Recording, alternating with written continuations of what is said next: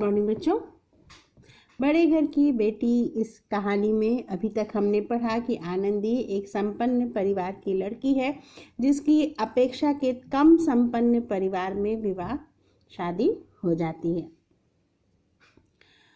जहाँ उसकी शादी होती है उसके पति का नाम श्रीकंठ है और उसका एक भाई है लाल बिहारी। श्रीकंठ पढ़े लिखे हैं, बाहर नौकरी करते हैं और हर शनिवार को घर वापस आते हैं, जबकि लाल बिहारी घर पर ही रहता है, पहलवानी का काम करता है, खाता पीता है, अच्छा खासा पहलवानों जैसा शरीर है और पहलवानी का काम ही वो करता है। आनंदी अपने आप को इस नए घर में, अपने ससुराल में अच्छी तरह से ढाल लेती है। कहीं से भी ये पता नहीं चलता कि वो इससे ज़्यादा ऐशो आराम से रह करके आई है, यानी उसने अपने आप को पूरी तरह से एडजस्ट कर लिया है। एक दिन लाल बिहारी खाना बन चुकने के बाद तो चिड़िया पकड़ के लाता है और उसे अपनी भाभी आनंदी से पकाने के लिए कहता है। खाना चूँकि बन चुका था इसलिए घर में सिर्फ घी थोड़ा सा ही बचा था। आनंदी वो पूरा घी चिड़िया पकाने में ख़त्म कर देती है। जब लाल बिहारी खाना खाने बैठता है तो उसे दाल में घी नहीं मिलता। इस बात पर वो नाराज होता है। आनंदी जब ये कहती कि घी कम था तो कहता कि परसों ही तो लाए थे और इतनी जल्दी ख़त्म हो गया। कहती हाँ पाव भर था। तो वो उसे मैके का ताना देता है कि हाँ जैसे मैके में तो दूध दही भरा रहता होगा। तो कहता है हाँ। आनंदी इस बात पे चिढ़ जाती है, कहती है हाँ मरा हुआ हाथी भी लाख का होता है, हमारे यहाँ तो इतना घी दूध नाव का हार यानी घर के नौकर चाकर ही खा जाते थे। इस बात पे लाल बिहारी को बहुत गुस्सा लगता है और वो अपना खड़ाऊ चला करके आनंदी की तरफ मारता है, लेकिन आनंदी किनारे हट जाती है और अपने हाथ से खड़ाऊ को रोकती है तो उसकी उंगली पर अच्छी खासी चोट लग जाती है। वो कहती है कि श्रीकंठ जब आएंगे तो मैं उन्हें ये सारी बातें बताऊंगी। लाल बिहारी भी इसी बात का इंतज़ार करता है कि जब भैया आएंगे तो उन्हें सारी बातें मैं बताऊंगा।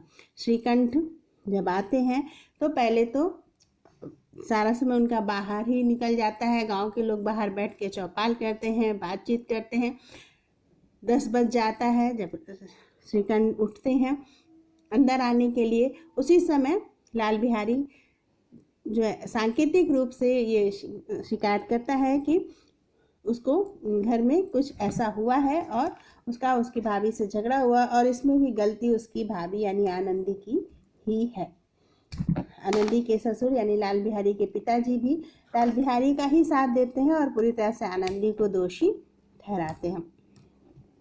श्रीकंठ पूरा माजरा जानते नहीं हैं। वो अंदर आते हैं, आनंदी से पूछते हैं। आनंदी उन्हें पूरा वाकया जैसे का तैसे बता देती है।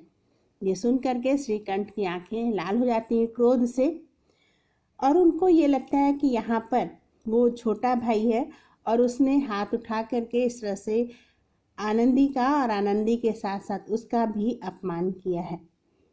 क्रोध से वो भर जाता है। अब इसके आगे हम कहानी पढ़ते हैं। आनंदी स्त्रियों के स्वभावानुसार रोने लगी क्योंकि आंसू उनकी पलकों पर रहते हैं। श्रीकंठ धैर्यवान और शांत पुरुष थे। उन्हें कदाचित यानी कभी कभी ही क्रोध आता था, पर स्त्रियों के आंसू पुरुषों की क्रोधाग्नि भड़काने में घी का काम करती है। सारी बातें बताकर आनंदी रोने लगी। हालांकि श्रीकंठ बहुत धैर्यवान पुरुष थे, बहुत शांत रहते थे, क्रोध उन्हें जल्दी नहीं आता था, लेकिन आनंदी ने जो सारी बातें बताई और उसका रोने लगी उससे उनका गुस्सा भड़क गया। रात भर वो करवट बदलते रहे, रात भर बेचैन रहे। उद्विग्नता के कारण पलक तक नहीं झपकी। उद्विग्नता यानी बेचैनी के कारण वो रात भर सो नहीं सके।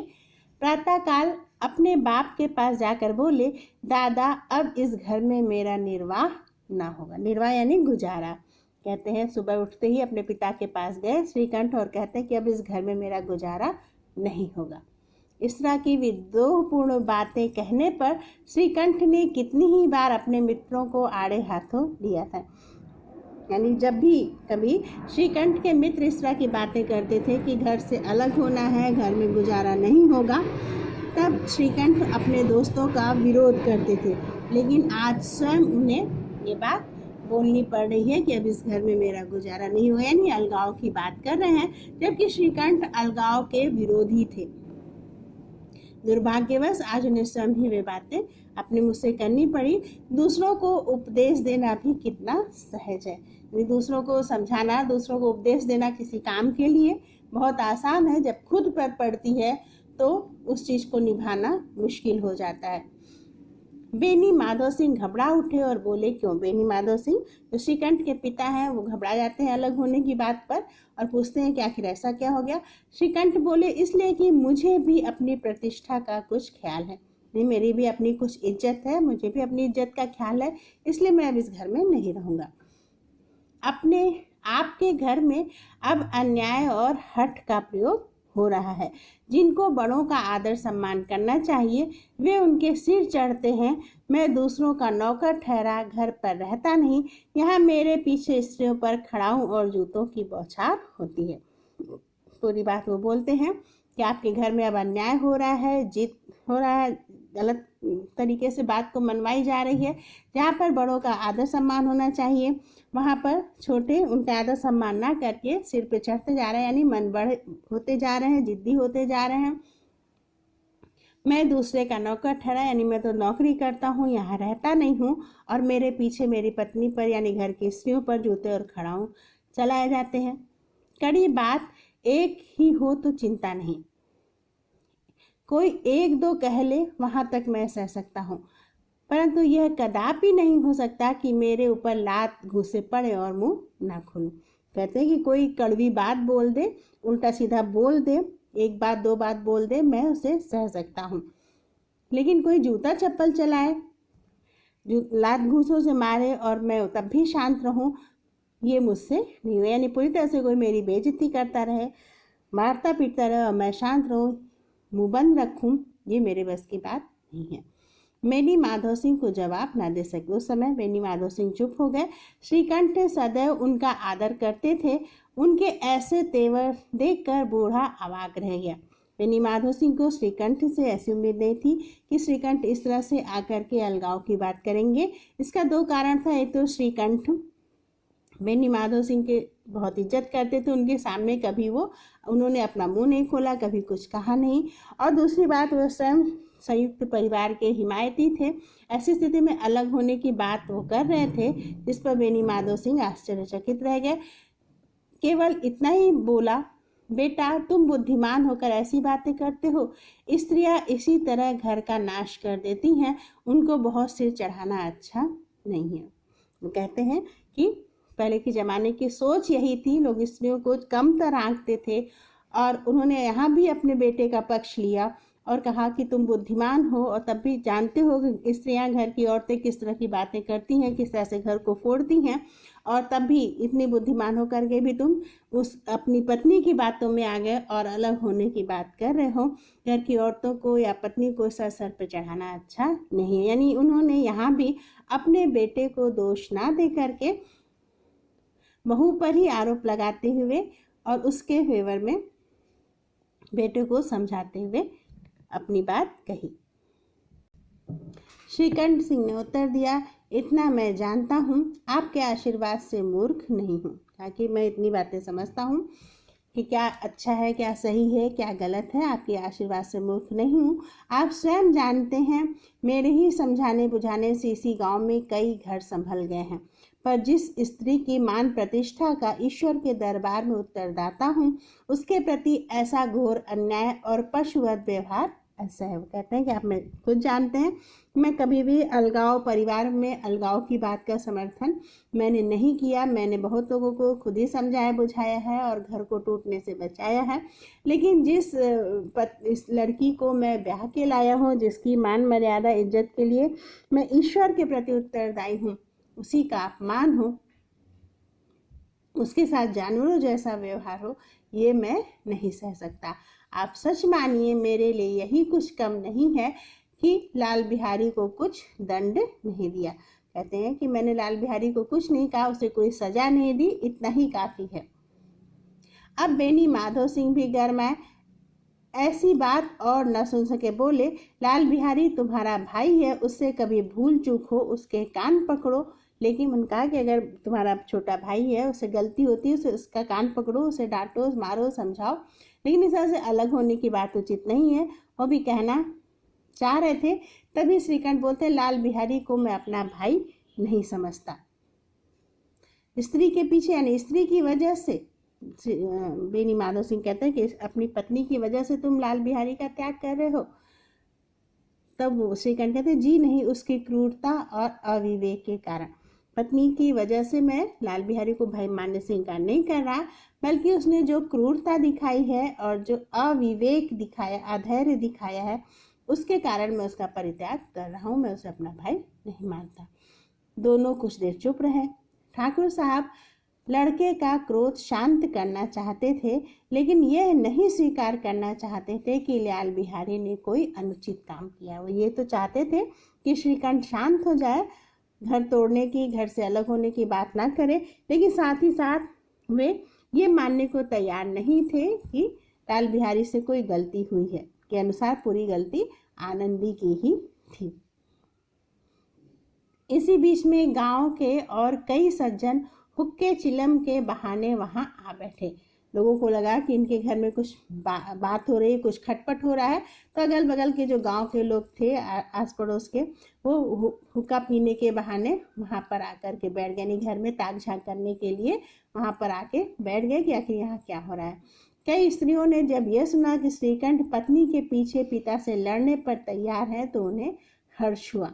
बहुत से गांव की स्त्रियां, चूँकि घरों में जब लड़ाई होती थी तो श्रीकंठ खुद जो है अलगाव की बात से इनकार करते थे और औरतों को समझौता करके घर में रहने की बात करते थे। इसलिए कई स्त्रियों ने जब सुना कि आज खुद स्वयं श्रीकंठ के घर में ही बिगाड़ हो रहा है, तो उस पर उन्हें खुशी हुई कि अब अपने ऊपर पड़ा है तो समझ में आ रहा है। दोनों पक्षों की मधुर वाणियां सुनने के लिए उनकी आत्माएं अकुलाने लगी। यानी दोनों पक्ष यानी पिता और पुत्र के बीच जो बातें होने वाली थीं, वो सुनने के लिए उनकी वो बेचैन होने लगी। गांव में कुछ ऐसे कुटिल मनुष्य भी थे जो इस कुल की नीतिपूर्ण गति पर मन ही मन चलते थे। कुछ ऐसे भी लोग थे गांव में जो इस परिवार में जो आपसी समझदारी से लोग रह रहे थे, प्रेम से, विश्वास से लोग रह रहे थे, उस बात से उन्हें ईर्ष्या होती थी। इन महानुभावों की शुभ कामनाएं आज पूरी होती दिखाई दी। आज उन्हें लग रहा था ऐसे लोगों को कि जो परिवार एक साथ रह रहा था मिलजुल करके, उस पर जिन्हें जलन होती थी, आज उन्हें खुशी हो रही थी कि अब तो ये लोग भी अलग हो जाएंगे। आज उनकी मनोकामना जैसे रहा था पूरी हो जाएगी। कोई हुक्का पीने और कोई लगान की रसीद दिखाने के बहाने आकर बैठ गया। लगान की रसीद, चूंकि उतने लोग पढ़े लिखे नहीं होते थे, श्रीकंठ पढ़े लिखे थे, तो लगान की रसीद कि कितना लगान आया है, कितना पैसा देना है, ये सब बहाने से लोग वहां आकर के बैठ गए उस घर की बातें सुनने के लिए। बेनी माधव सिंह पुराने आदमी थे, अनुभवी, पुराने आदमी मतलब अनुभवी थे। इन भावों को ताड़ लिया। गांव वालों की जो मनसा थी वो समझ गए कि ये यहाँ पर किस लिए इकट्ठा हुआ, हुक्का पानी चिलम के लिए नहीं इकट्ठा हुए, बल्कि मेरे घर का तमाशा देखने के लिए इकट्ठा हुए हैं। ये बात उन्होंने समझ ली। उन्होंने निश्चय किया, चाहे कुछ भी क्यों ना हो, इन द्वेषियों को ताली बजाने का अवसर नहीं दूंगा। इन्हें मजा लेने का, आनंद उठाने का मौका इन लोगों को नहीं दूंगा जो आज यहाँ सुनने आए हैं।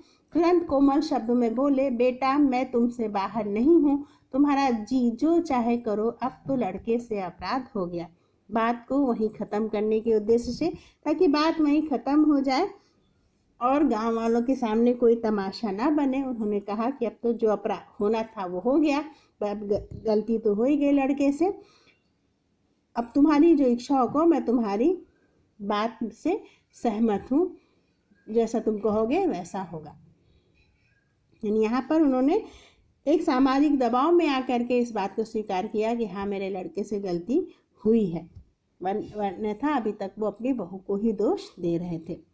इलाहाबाद का अनुभव रहित झल्लाया हुआ ग्रेजुएट इस बात को ना समझ सका, क्योंकि उसने सारी चीज़ें देखी नहीं थी। वो ये नहीं समझ सका कि पिताजी अचानक क्यों करवट बदल लिए, अचानक क्यों शांत हो गए। वो ये नहीं समझ पाया कि गांव वाले तमाशा देखने आए हैं, इसलिए इस बात को दबाने के लिए गांव में तमाशा ना बने, इसलिए पिताजी ने तुरंत मेरे फेवर में बात कह दी। उसे डिबेटिंग क्लब में अपनी बात पर अड़ने की आदत थी। इन हथखंडों की उसे क्या खबर थी। डिबेटिंग यानी जहाँ पे वाद विवाद होता है, वहाँ पर अपनी बात पर अड़े रहना, अपनी बात को मनवाने की आदत थी। इन हथकंडों की उसे यानी कोई सामने वाला इस तरह से अचानक से सरेंडर कर देगा, इस चीज़ का उसे अंदाज़ा नहीं था, इसका कोई अनुभव नहीं था।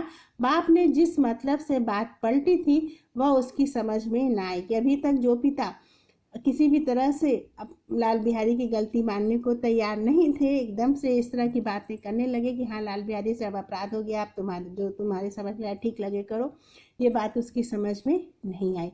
तब उसने कहा कि मैं लाल बिहारी के साथ अब इस घर में नहीं रह सकता। ये फैसला उसने अपने पिता को सुनाया। बेनी माधव सिंह ने पुचकारा, बेटा बुद्धिमान लोग मूर्खों की बात पर ध्यान नहीं देते, वह बेसमझ लड़का है, उससे कुछ भूल हुई तो तुम बड़े होकर क्षमा करो। उन्होंने फिर समझाने की कोशिश की कि वो मूर्ख है, बेवकूफ़ है, उससे कुछ गलती हो गई है, बेसमझ है, नासमझ है, उससे कुछ गलती हो गई है तो तुम बड़े हो, तुम्हें उसे माफ़ कर देना चाहिए। इस तरह की बातें बेनी माधव सिंह इसीलिए कर रहे थे ताकि गांव वालों के सामने घर की बात उजागर ना हो सके, तो घर की जो लड़ाई झगड़े हो उसका तमाशा ना बन सके। श्रीकंठ सिंह को आवेश आ गया, क्रोध आ गया, गुस्से में बोले, इस दुष्टता को मैं कदापि नहीं सह सकता। यानी जो इसने खड़ाव चलाकर मारा है, इस दुष्टता को मैं बर्दाश्त नहीं कर सकता।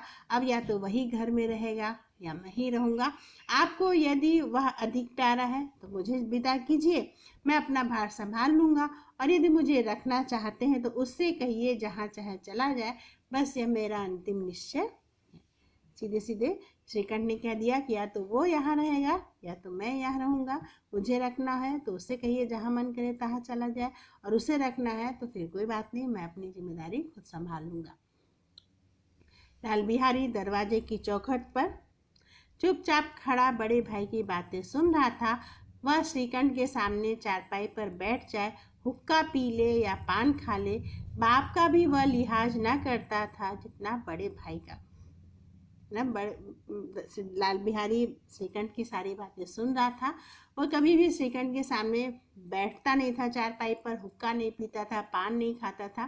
क्यों? क्योंकि वो उसका बहुत लिहाज करता था। बड़ों के सामने, जो बड़ों के अदब में लोग उनके सामने बैठते नहीं थे, पहले उनके सामने हुक्का या नहीं पीते थे, पान नहीं खाते थे, तो श्रीकंठ का वो बहुत लिहाज करता था। एक बाप का भी वह लिहाज न करता था, अपने पिता का भी जितना वो अपने बड़े भाई का लिहाज करता था। श्रीकंठ का भी उस पर हार्दिक स्नेह था। श्रीकंठ भी ऐसा नहीं था कि लाल बिहारी से प्रेम नहीं करता था, बहुत प्रेम करता था। अपने होश में उन्होंने कभी उसे घुड़का तक ना था। घुड़कना यानी डांटना, कभी भी लाल बिहारी को याद नहीं कि कभी श्रीकंठ ने उन्हें डांटा हो। जब वह इलाहाबाद से आते तो उसके लिए कुछ न कुछ जरूर ले आते थे। मुकदर की जोड़ी उन्होंने ही बनवा दी थी। मुकदर जो पहलवान लोग अखाड़े में वजन होता है उठाते हैं और उससे कसरत करते हैं, उसकी जोड़ी एक जो दोनों हाथ में पकड़ के करते हैं, तो वो भी श्रीकंठ ने ही लाल बिहारी के लिए बनवाई थी, जो उनके स्नेह का, उनके प्रेम का प्रतीक था। पिछले साल जब उसने अपने से ड्योढ़े जवान को नागपंचमी के दिन दंगल में पछाड़ दिया तो उन्होंने पुलकित होकर अखाड़े में ही जमकर उसे गले से लगा लिया और 5 रुपए के पैसे लुटाए थे। लाल बिहारी को याद आता है कि पिछले बार नागपंचमी के दिन जब अखाड़े में दंगल हो रहा था तो मैंने अब जो है अपने से ज़्यादा बड़े पहलवान को हराया था, और तो बहुत खुश होकर के श्रीकंठ ने उसे गले से लगा लिया था अखाड़े में आकर के, और 5 रुपए के सिक्के लुटाए थे। उस समय 5 रुपए का बहुत महत्व था। 5 रुपए के सिक्के, जैसे 5 रुपए के बराबर के सिक्के उन्होंने वहाँ पर लुटाए थे। ये सारी बातें लाल बिहारी को याद आती हैं, अपने भाई का प्रेम याद आता है, और अपने भाई से उसे ऐसी उम्मीद नहीं थी कि वो उसके इस तरह से उसका परित्याग करेंगे। ऐसे भाई के मुँह से आज ऐसी हृदय विदारक बात सुन करके लाल बिहारी को बड़ी ग्लानि हुई। आज मैंने ऐसा क्यों कर दिया कि आज भैया उस प्रेम को भूल करके मुझे छोड़ने की बात कर रहे हैं। ये वह फूट फूट कर रोने लगा। इसमें संदेह नहीं कि अपने किए पर उससे पछतावा हो रहा था। भाई के आने के एक दिन पहले से उसकी छाती धड़कती थी कि देखूं भैया क्या कहते हैं। एक दिन पहले से उसे घबराहट हो रही थी कि मुझसे गलती तो हो ही गई है, अब देखिए भैया क्या कहेंगे, मारेंगे, डांटेंगे।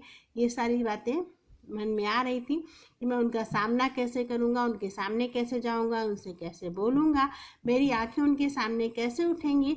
उसने समझा था कि भैया मुझे बुलाकर समझा देंगे। इस आशा के विपरीत आज उन्होंने उन्हें कठोरता की मूर्ति बने हुए पाया। उसको लगता था कि भैया डांटेंगे, बोलेंगे, समझाएंगे, लेकिन इस तरह से वो मेरा परित्याग कर देंगे, ये उसने कभी नहीं सोचा था। और आज उसका भाई श्रीकंठ बहुत कठोर बना हुआ था। वह मूर्ख था, पर उसका मन कहता था कि भैया मेरे साथ अन्याय कर है। लग रहा है इस तरह से मेरा परित्याग करके, इतनी सी बात पे मेरा त्याग करके भैया मेरे साथ अन्याय कर रहे हैं। यदि श्रीकंठ उसे अकेले में बुलाकर 2-4 कड़ी बात कह देते, इतना नहीं 2-4 तमाचे भी लगा देते, तो कदाचित उसे इतना दुख नहीं होता। पर भाई का यह कहना कि अब मैं उसकी सूरत नहीं देखना चाहता, लाल बिहारी से सहा न गया। वह रोता हुआ घर आया, है ना। उसको लगा कि भाई जो है मेरा इस तरह की बातें ना करके वो मुझे बुला के अकेले में डांट देते, मार देते, तो शायद इतनी तकलीफ नहीं होती। लेकिन ये कहना कि मैं उसे देखना ही नहीं चाहता, उसकी सूरत ही नहीं देखना चाहता, ये बात लाल बिहारी को बहुत तकलीफ दे लगी। उसे बर्दाश्त नहीं हुआ, वह रोने लगा। रोते रोते अपने कमरे में आ गया, अपने घर में आ गया। कोठरी में जाकर कपड़े पहने, आंखें पोंछी, जिससे कोई यह न समझे कि वह रो रहा था। उसके उपरांत वह आनंदी के द्वार पर आकर बोला, भाभी भैया ने निश्चय किया है कि मेरे साथ इस घर में ना रहेंगे। अब वे मेरा मुंह भी नहीं देखना चाहते, इसलिए मैं जाता हूँ। उन्हें फिर मुँह ना दिखाऊंगा। मुझसे जो कुछ अपराध हुआ उसे क्षमा करना। कहते कहते लाल बिहारी का गला भर गया। अपने कमरे में आया, कपड़ा पहना, कुछ सामान रखा और फिर आनंदी के पास आकर बोला कि चूंकि भैया मेरा मुंह भी नहीं देखना चाहते, इसलिए मैं इस घर को छोड़ करके जा रहा हूँ। मुझसे जो कुछ गलती हुई है उसे माफ़ करना। यह कहते कहते लाल बिहारी रुहासा हो गया।